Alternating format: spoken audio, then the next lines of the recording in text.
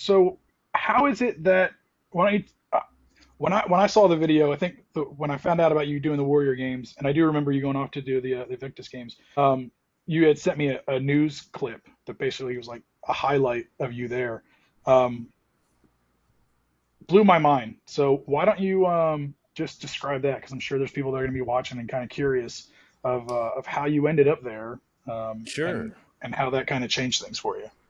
The Warrior Games are Paralympic events. It's the Olympic events, the events that you would see in the Olympics, but it's meant for injured military, whether it's physical or mental ailments. And what it is really is a way for those who've been injured going to recover faster. And I'll say going through the training and being part of that team and being around other people who have been injured in a similar fashion that I was just expedited the speed of my recovery and getting back on my feet. So I'd say that's the main point of the Warrior Games. But what it is the branches of the military, the Air Force, the Navy, Army and Marines, and I guess the Space Force will be part of the Air Force now. And then some fellow allied nations, the United Kingdom goes, Canada goes. There's a whole bunch that go.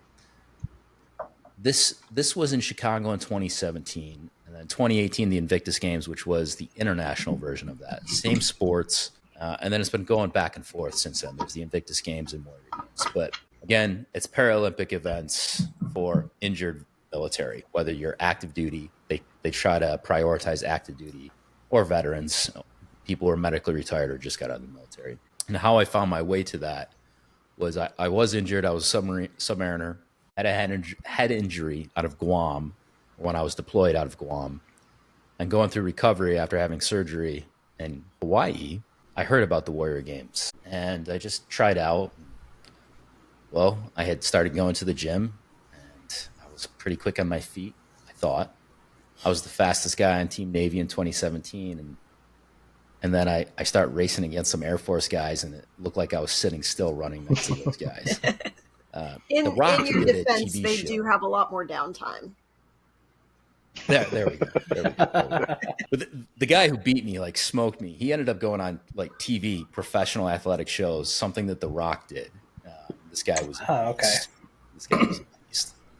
But yeah, so it helped me recover. I did it for a few years. I did Warrior Games 17 and 19, and Invictus Games in 18.